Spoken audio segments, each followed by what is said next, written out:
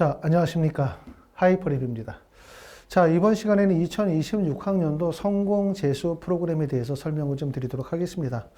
저희 하이퍼랩에서는 2월 10일 날 재수종합반을 개강을 합니다. 물론 일찍 시작하신 분들은 수능시험 보고 바로 진행하신 분들이 계시기 때문에 이미 학원에서는 많은 재수생들이 학업을 진행을 하고 있고요. 2월 10일에 추가 모집을 진행을 합니다. 재수에서 가장 중요한 것은 결국은 뭐냐면 시작이 정말 제일 중요하다고 생각해요. 특히 시작을 할 때 어떤 부분이 제일 중요하냐면 본인의 성적대에 맞는 재수의 프로그램을 구성하는 게 매우 중요하다. 특히 재수는 시간과의 싸움이거든요. 제한된 시간 내에 본인이 원하는 목표를 달성을 해야 하지만 모든 학생들에게 똑같은 시간은 아니죠. 예를 들어서 1등급인 학생에게 주어진 280일과 4등급을 맞은 학생의 280일은 다른 의미일 거 아니에요. 그렇죠? 그렇기 때문에 본인의 성적에 맞게끔 재수에 대한 전략을 짜는 게 매우 중요하고 특히 시작이 매우 중요하다고 말씀을 드릴 수가 있습니다. 자, 첫 번째, 만약에 나의 성적이 이런 성적이라면 어떨까? 자, 학생의 성적은 200, 373점이라는 표준 점수를 맞았어요.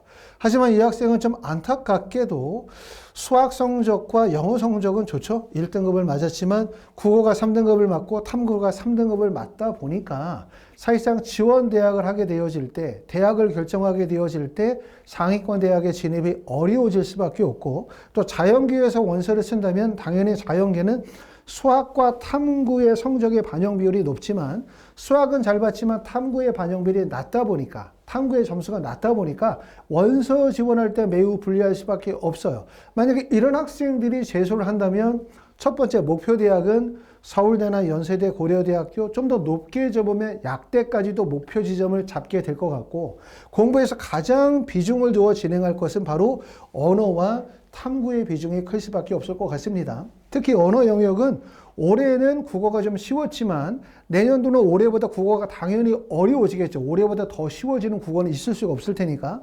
그러면 결국 국어의 영향력이 커진다는 점을 생각을 해보면 학생의 국어가 단점이기 때문에 내년도에 국어의 영역이 더욱더 커진다? 결국은 뭐냐면 국어 공부에 좀 더 많은 시간들을 배정해서 공부를 해야 될 거라고 생각을 합니다.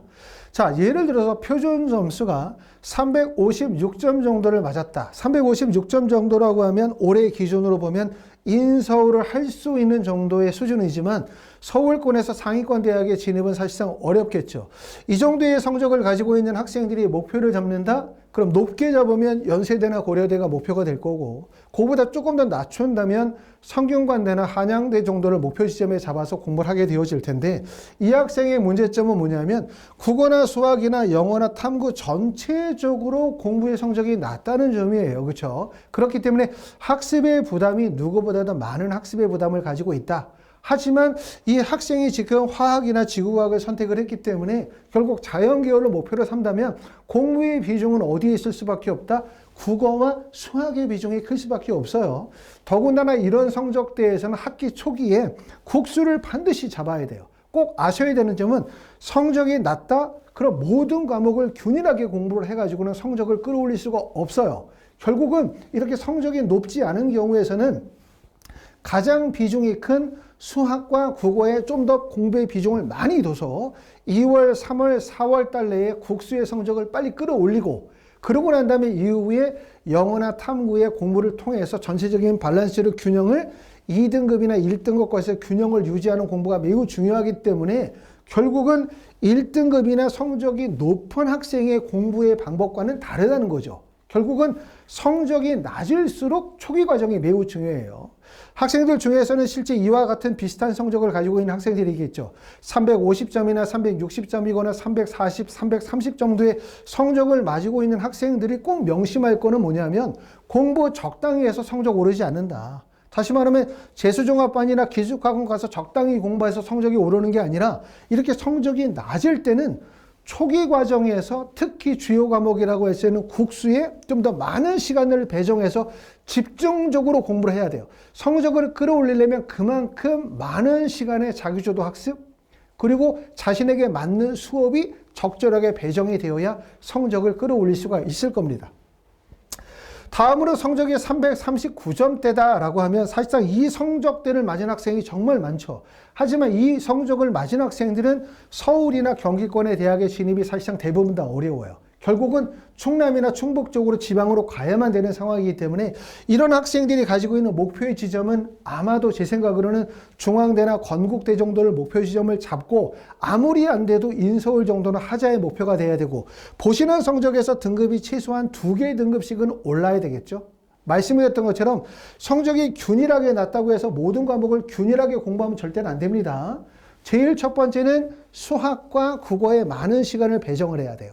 더군다나 학습의 기초가 부족하기 때문에 혼자만의 공부는 어려워요. 그렇기 때문에 이건 그룹 수업이 아니라 1대1 학생 맞춤 수업을 통해서 단기에 공부를 끝내야 돼요. 다시 한번 말씀을 드리면 성적이 낮으면 지금부터 수능 때까지 공부한다는 전략이 아니라 지금부터 3월이나 4월까지 공부를 일단락하고 그리고 그 다음에 계획을 세운다는 계획이 돼요. 그래야지 부모님들이 잘못 생각하시면 열심히 하면 되겠지라고 생각하고 무작정 기숙학원이나 무작정 재수종합반에 그냥 넣어버리시면 집단식 수업을 진행하시면 결국은 초기 과정에서 부진한 부분을 해소할 수가 없어요.